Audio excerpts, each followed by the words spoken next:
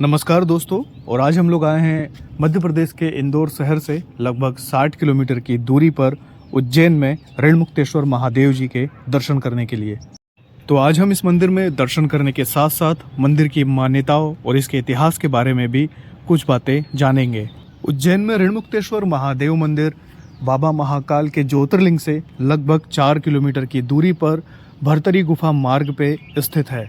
आप यहाँ तक बहुत ही आसानी से पब्लिक ट्रांसपोर्ट के जरिए पहुँच सकते हैं।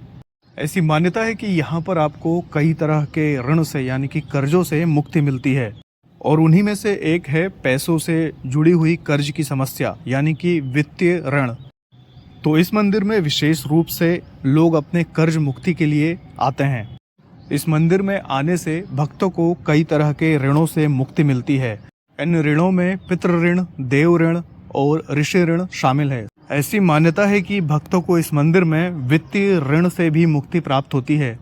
आर्थिक रूप से जिनके ऊपर काफ़ी कर्ज हो चुका है वो लोग यहाँ पर बहुत अधिक संख्या में भगवान भोलेनाथ के दर्शन के लिए आते हैं। आप यहाँ पर ये जो पोटलियाँ देख रहे हैं, ये पीली पोटलियाँ ही भगवान महादेव को इस मंदिर में अर्पित की जाती हैं, जिनके अंदर पूजन का पीला सामान रखा होता है। इस पीले रंग की पोटली के अंदर जो सामान होता है उसमें सबसे मुख्य है पीले रंग का कपड़ा, जिसके अंदर ये सारा सामान रखा है। उसके अलावा चने की दाल, गुड़, केसर, पीतल या सोना, ये सारी चीज़ें एक पोटली के अंदर आप रख सकते हैं।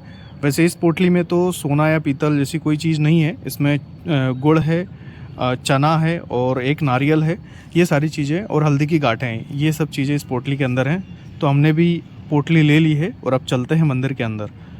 तो ये जो पोटली है ये अलग अलग साइज़ की पोटली है और अलग अलग मान्यताओं और मन्नत के लिए अलग अलग पोटलियाँ यहाँ पर बनाकर रखी गई हैं। तो आप अपने मान्यता और इच्छा के अनुसार यहाँ से पोटली ले सकते हैं। ऐसी मान्यता है कि अगर आप हर तरह के ऋण से मुक्ति चाहते हैं तो आपको यहाँ पर इस मंदिर में विधि विधान से पूजा करवानी होती है और उस पूजा में आपको पीतल या सोने का दान भी करना होता है। तो इस विधि के बारे में जो भी जानकारी है आप इस मंदिर में आके पुजारी जी से ले सकते हैं। पर ऐसा बताया जाता है कि अगर आप कर्ज से मुक्ति पाना चाहते हैं तो अभी जो हमने पोटली खरीदी है, इस पोटली को भी भगवान शिव को अर्पित करने से व्यक्ति को कर्ज से मुक्ति मिलती है। भक्त यहाँ पर अपनी इच्छा की पूर्ति के लिए इस वट के वृक्ष में पीले धागे भी बांधते हैं।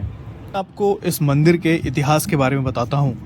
ऐसा बताया जाता है और मंदिर के अंदर भी जो मंदिर का इतिहास लिखा गया है उसमें भी यही वर्णन है। ये मंदिर सतयुग के समय का है। यहाँ पर राजा हरिश्चंद्र ने जब अपना सारा राजपाट दान कर दिया था, उस समय विश्वामित्र जी ने हरिश्चंद्र से एक गेंडे के वजन के बराबर सोना मांगा था दान में। लेकिन उस समय महाराजा हरिश्चंद्र ने अपना सारा राजपाट दान कर दिया था, इसीलिए उनके पास महर्षि विश्वामित्र को देने के लिए कुछ भी नहीं बचा था। तब वो इस स्थान पर आए और वट वृक्ष के नीचे बैठकर उन्होंने भगवान भोलेनाथ की विधिवत पूजा और अर्चना की, जिससे भगवान भोलेनाथ प्रसन्न हुए और उन्होंने महाराजा हरिश्चंद्र जी को ऋण से मुक्त किया। साथ ही उन्हें ये वरदान भी दिया कि जो भी भक्त इस स्थान पर हर प्रकार के ऋण से मुक्ति पाने के लिए यहाँ इसी प्रकार विधिवत पूजा और अर्चना करेगा, मैं उसको सभी ऋणों से मुक्त कर दूंगा। अंदर प्रवेश करते ही हमें सबसे पहले भगवान गणेश जी के दर्शन होते हैं। तो भगवान गणेश के इस सुंदर प्रतिमा के दर्शन करने के बाद मैं आपको आगे ले चलता हूँ। ये आप जो नदी देख रहे हैं ये क्षिप्रा नदी है और क्षिप्रा नदी के तट पर ही ऋणमुक्तेश्वर महादेव जी का ये मंदिर बना हुआ है। भक्तों की भीड़ आप देख सकते हैं धीरे धीरे बढ़ती जा रही है। ऐसा बताया जाता है कि आमतौर पर मंदिर सुबह 5 से 6 बजे के बीच में खुल जाता है और रात में लगभग 9 बजे तक भक्त यहाँ पर आराम से दर्शन करते हैं। तो इस बीच में आप भी इस मंदिर में आकर भगवान भोलेनाथ के दर्शन कर सकते हैं और अपनी ऋण मुक्ति के उपाय भी आसानी से कर सकते हैं। क्षिप्रा नदी के किनारे पर बसे हुए इस शिव मंदिर के अंदर एक और कथा जुड़ती है जो कि महाभारत के कर्ण से जुड़ी हुई है। ऐसा बताया जाता है कि कर्ण भी अपने कर्मों से मुक्ति पाने के लिए यहाँ पर भगवान भोलेनाथ की उपासना और पूजा करते हैं, जिससे उन्हें भी भगवान भोलेनाथ उनके ऋणों से मुक्त कर देते हैं।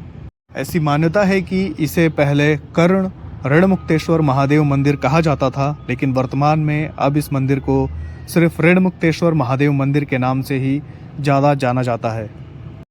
हमने भी इस मंदिर के बारे में सिर्फ सुन रखा था, लेकिन जब हम इस मंदिर में पहुंचे तो हमें यहाँ पर भक्तों की भीड़ में ऐसे भी भक्त मिले जो कि बहुत दूर दूर से आए हुए थे, जिनमें मुंबई और गुजरात के भक्त भी हमें यहाँ देखने को मिले। इंदौर, उज्जैन और उसके आसपास के क्षेत्रों से भक्त यहाँ पर दर्शन के लिए तो आते ही हैं। पूरे भारत देश से भी यहाँ पर भक्त बड़ी संख्या में भोलेनाथ से ऋण मुक्ति पाने के लिए आते हैं। तो हम भी दर्शनार्थियों की लाइन में लगे हुए हैं और धीरे धीरे करके मंदिर के मुख्य गर्भगृह की ओर बढ़ रहे हैं। मुख्य मंदिर के बाहर ही आपको नंदी महाराज के दर्शन होते हैं। ये भी काफ़ी प्राचीन प्रतिमा है जो यहाँ पर स्थापित है और ये इस मंदिर का इतिहास है। मैंने अभी जो कथा आपको महाराज हरिश्चंद्र से जुड़ी हुई बताई थी, वो कथा यहाँ पर लिखी हुई है। जब आप मंदिर के अंदर पहुँचते हैं तो पुजारी जी आपको जो आपने पीली पोटली ली है उसे अपने सीधे हाथ में रखने को कहते हैं और वो मंत्रों का उच्चारण करते हैं। साथ ही आपको अपने नाम को और गोत्र को मन में ही ध्यान करने को कहा जाता है और इस विधि से आप जो पीली पोटली है वो भगवान शिव को, मतलब कि शिवलिंग से स्पर्श करवाते हैं और उसके बाद ये पोटली मंत्र उच्चारण खत्म होते ही भगवान शिव को अर्पित मानी जाती है। अभी आप जिस शिवलिंग के दर्शन कर रहे हैं यही है भगवान भोलेनाथ का ऋणमुक्तेश्वर शिवलिंग, जो कि सतयुग के समय से यहाँ पर स्थापित माना जाता है। भोलेनाथ का ये चमत्कारिक शिवलिंग एक वट वृक्ष के नीचे स्थापित है। हम जब मंदिर में प्रवेश कर रहे थे तो आपने देखा होगा कि मंदिर जो है वो एक पेड़ के नीचे है, जो कि एक वट का वृक्ष है, मतलब कि एक बरगद का पेड़ है, बहुत विशाल का है, उसके नीचे मंदिर बना हुआ है। जैसा कि आप अभी देख सकते हैं, ये देखिए, ये जो मंदिर है ये विशाल बरगद के पेड़ के छाँव में, यानी कि उसके नीचे ही बना हुआ है। और भोलेनाथ के मुख्य मंदिर के बगल में शिप्रा नदी से जस्ट लगे हुए जिस मंदिर को आप देख रहे हैं, हनुमान जी का मंदिर है। अभी हम इस मंदिर में भी चलेंगे और हनुमान जी के दर्शन करेंगे। तो ये जो घाट है शिप्रा नदी पे बना हुआ, वो घाट मैं आपको दिखा रहा हूँ। काफ़ी व्यवस्थित घाट बनाया गया है यहाँ पर और मंदिर से ही लगकर यहाँ पर पवित्र शिप्रा नदी बहती है। ये मंदिर जो मेन रोड है उससे बिल्कुल लगा हुआ है, तो आप शिप्रा नदी के ऊपर बने हुए इस ब्रिज को भी देख सकते हैं। और अब मैं आपको दर्शन करवाता हूँ ऋणमुक्तेश्वर महादेव मंदिर के बगल में ही बने हुए हनुमान मंदिर के। हनुमान जी का ये मंदिर भी बहुत ही प्राचीन मंदिर है और इसके अंदर बजरंगबली की एक प्रतिमा स्थापित है, जिनके दर्शन अभी आप और हम कर रहे हैं। इसके अलावा इस मंदिर प्रांगण के अंदर एक गौशाला भी मौजूद है, जहाँ पर गायों की सेवा की जाती है। तो अगर आप भी यहाँ पर गायों की सेवा करना चाहते हैं तो आप यहाँ आराम से आ सकते हैं। आपको यहाँ पर आने पर गायों के लिए चारा मंदिर के अंदर ही उपलब्ध करा दिया जाता है, तो आप यहीं से चारा लेकर गायों को खिला भी सकते हैं।